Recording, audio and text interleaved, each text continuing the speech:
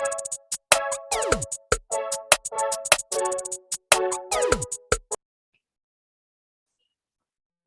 assalamualaikum warahmatullahi wabarakatuh. Apalagi dengan Bapak di mata kuliah Teknik Konservasi Energi. Jadi hari ini merupakan pertemuan pertama untuk mata kuliah Teknik Konservasi Energi. Sebelumnya Bapak mau perkenalkan terlebih dahulu tim dari mata kuliah ini, yaitu selaku koordinator yaitu Profesor Sri Haryati dan Bapak sendiri. Nah, pada pertemuan pertama ini Bapak akan menjelaskan kontrak perkuliahan yang pertama, kemudian rencana pembelajaran semester, dan bagaimana nantinya metode asesmen dari penilaian mata kuliah Teknik Konservasi Energi ya.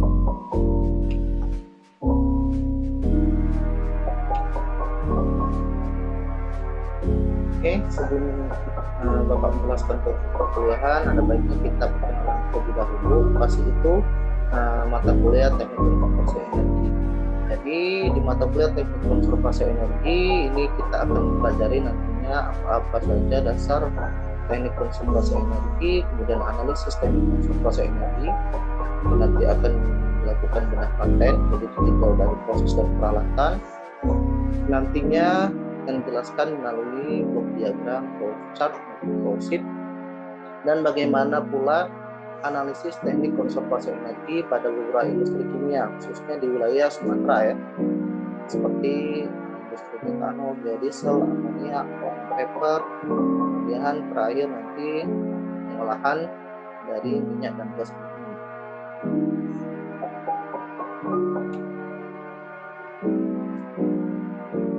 Oke, kita lanjut ke kontrak perkuliahan.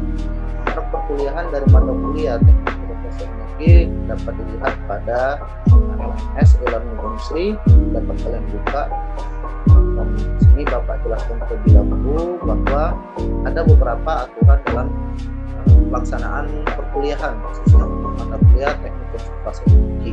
Yang pertama, jadi mahasiswa wajib mengisi daftar hadir yang telah disediakan melalui LMS e-learning sesuai dengan jadwal yang ditentukan. Kemudian mahasiswa diwajibkan terlebih dahulu untuk membaca capaian pembelajaran dari mata kuliah dan bahasan yang telah ditampilkan serta materi yang telah dibagikan di e-learningnya ya. Nanti kita bahas juga apa saja capaian pembelajaran mata kuliahnya yang terangkum dalam RPS. Kemudian mahasiswa wajib hadir dalam perkuliahan sesuai dengan jadwal yang telah ditentukan dan telah disepakati apabila nantinya ada perubahan jadwal ya.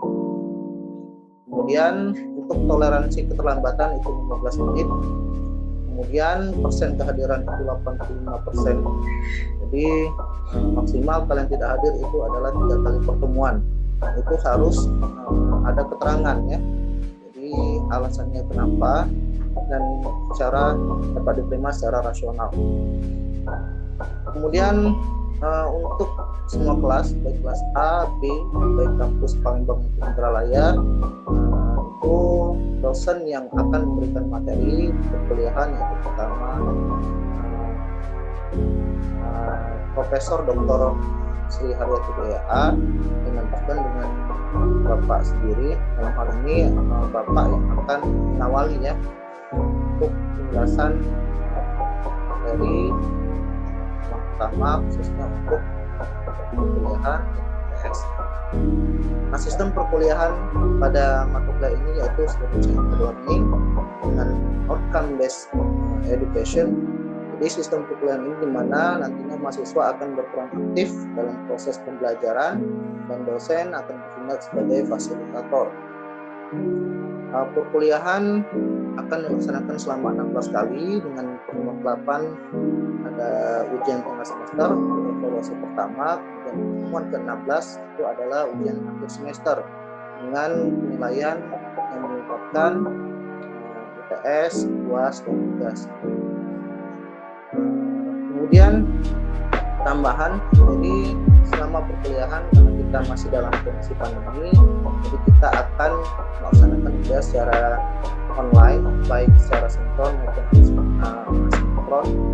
Jadi nantinya kalian akan diberikan tugas, kemudian nanti akan kita kita bahas secara bersama-sama secara langsung melalui Zoom ya. Dan pada saat perkuliahan di Zoom, kalian wajib untuk menyalakan kamera dan fokus pada pembelajaran ya. Oke, tadi sudah Bapak jelaskan mengenai kontrak perkuliahan, mohon ditaati dan dipahami. Kita lanjutkan untuk penjelasan kedua, yaitu tentang rencana pembelajaran semester ya. Yang pertama yaitu ada namanya capaian pembelajaran lulusan ya. Dalam hal ini kita prodi atau jurusan teknik kimia itu sudah memiliki CPL dari poin 1 sampai dengan ke 11. Nah, untuk CPL yang dibebankan pada mata kuliah ini itu dibagi menjadi 4, yaitu yang pertama itu ranah pengetahuan, itu dari CPL 2. Jadi diharapkan nantinya mahasiswa mampu menguasai pengetahuan sains alam, material, dan aplikasi matematika teknik, memahami secara keseluruhan prinsip-prinsip teknikan. Kemudian diharapkan juga nantinya CPL yang berikutnya yaitu ranah keterampilan khusus. Jadi nantinya kalian diharapkan dapat menguasai prinsip dan teknik perancangan proses, sistem pemrosesan, bahan baku produk, dampak secara ekonomi, memperhatikan isu terkini dalam aspek lingkungan, keselamatan, kelanjutan, memanfaatkan potensi sumber daya lokal dan nasional dan global. Dan kalian nantinya diharapkan mampu menemukan sumber, merumuskan dan menyelesaikan permasalahan teknik kimia melalui proses analisis atau penyelidikan, interpretasi dan analisis data dan informasi. Kemudian CPL berikutnya diharapkan dari aspek ranah keterampilan umum, kalian mampu berkomunikasi secara efektif baik lisan maupun tulisan, dan mampu mengorganisir kegiatan meliputi perencanaan, pelaksanaan, pengawasan, dan evaluasi terhadap pekerjaan yang ditugaskan atau berada dalam tanggung jawabnya. Dan dalam ranah sikap diharapkan nantinya kalian mampu mengembangkan diri dengan belajar terus-menerus dan perkembangan pengetahuan dan teknologi secara mandiri, kritis, kreatif, dan inovatif. Oke, kita lanjutkan. Jadi dari CPL tadi ada capaian pembelajaran khusus mata kuliah ya. Dalam hal ini untuk mata kuliah teknik konservasi energi diharapkan kalian nantinya mampu merancang industri kimia dengan mempertimbangkan aspek teknik konservasi energi ditinjau dari proses dan peralatan serta keterbaruan teknologi dan proses. Ini nantinya diperoleh baik dengan kerja individu maupun secara berkelompok dalam kerjasama tim. Nah, kita bahas capaian pembelajaran mata kuliah dari masing-masing pertemuan. Yang pertama nantinya diharapkan kalian mampu menjelaskan dasar-dasar teknik konservasi energi. Kemudian sub CPMK yang kedua diharapkan kalian nantinya mampu menjelaskan proses dan peralatan yang digunakan dalam suatu industri kimia dalam bentuk blok diagram, flowchart, dan flowsheet. Nah, ini nantinya dapat kalian lihat di industri yang telah berdiri ya, sesuai dengan tema yang nantinya akan diberikan. Nantinya juga kalian akan diberikan contoh studi kasus sebagai dasar kalian dalam melaksanakan tugas sendiri ataupun kelompok.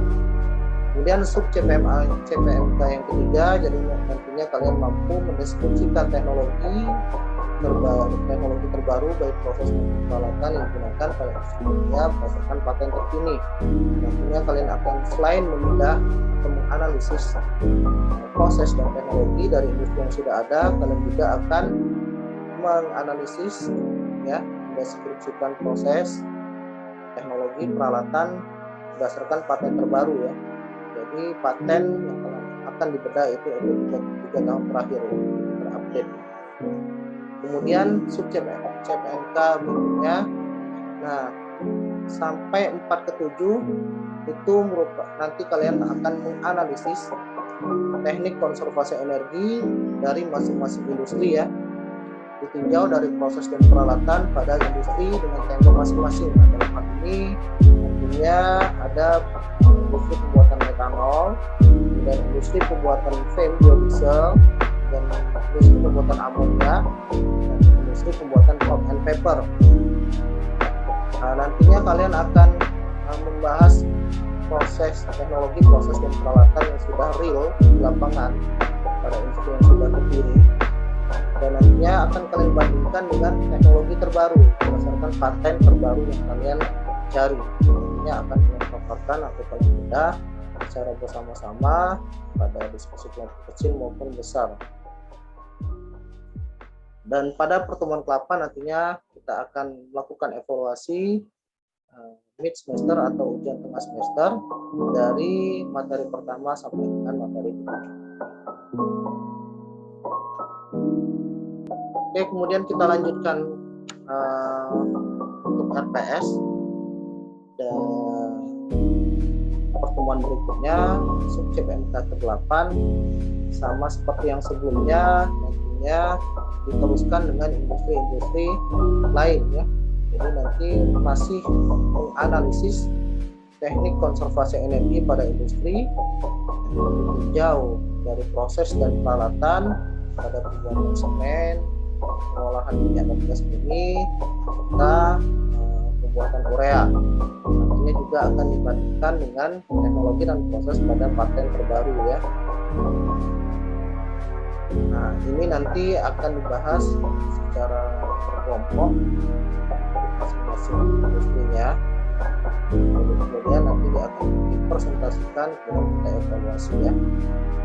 Nah, untuk pertemuan ke-16 nantinya akan kita lakukan evaluasi akhir, yaitu ujian akhir semester dari pertemuan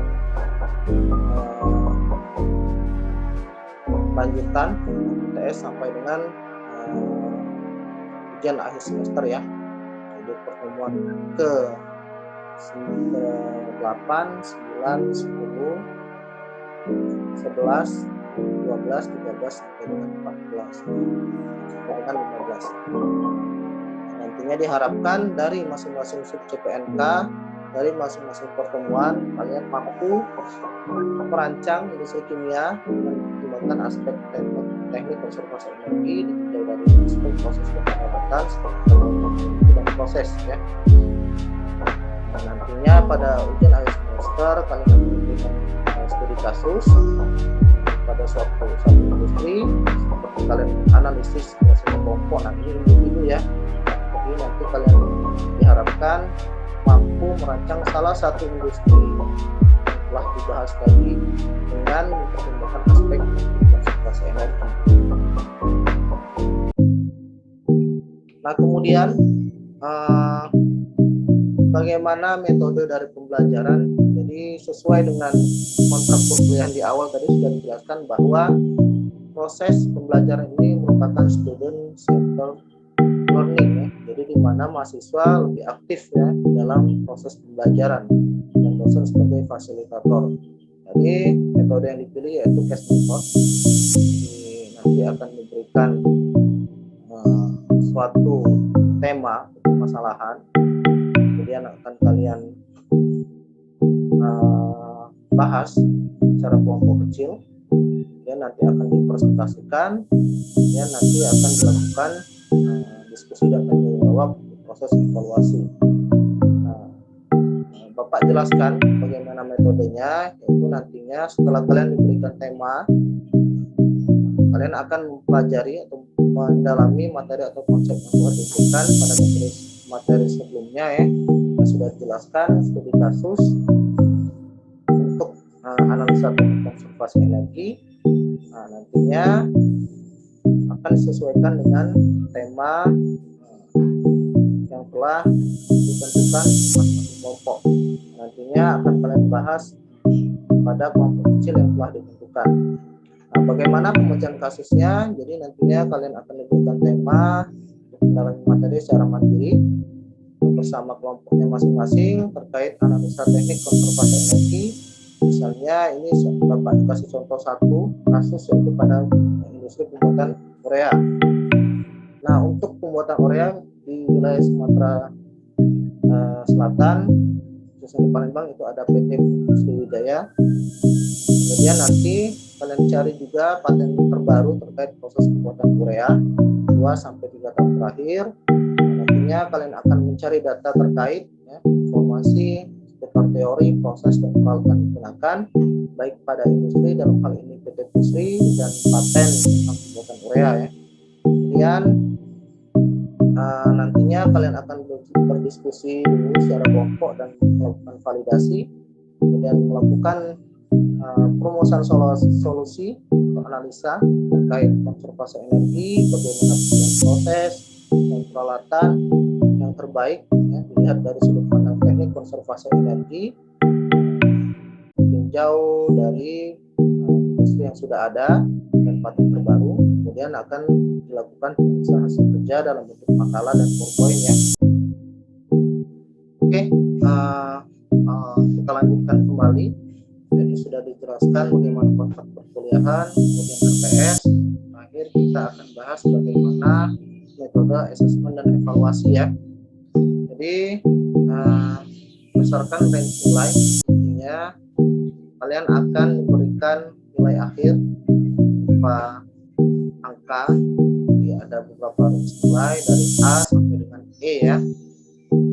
Nah, kemudian untuk presentasi komponen nilai, jadi tadi ada nilai tugas terstruktur seperti tugas kelompok. Jadi dari tugas kelompok tadi ada case study, kalian akan paparkan, nanti di situ akan diberi nilai secara kelompok dari makalah, kemudian penyampaian materi, kemudian dari individu nanti bagaimana kalian penguasaan materi dalam menjelaskan materi, kemudian bagaimana keaktifan kalian dalam sesi diskusi dan tanya jawab. Itu persen nilainya itu 25%. Kemudian ada nilai ujian tengah semester, itu nilainya porsinya 35%, dan presentasi nilai ujian akhir semester yaitu 40%. Mungkin itu saja penjelasan dari Bapak pertemuan yang pertama ini seputar dari kontrak perkuliahan, RPS, asesmen, dan penjelasan sedikit tentang dasar teknik konservasi. Oke, terima kasih semuanya yang sudah hadir pada pertemuan kali ini. Kalau ada kesalahan Bapak mohon maaf. Kita tutup pada hari ini.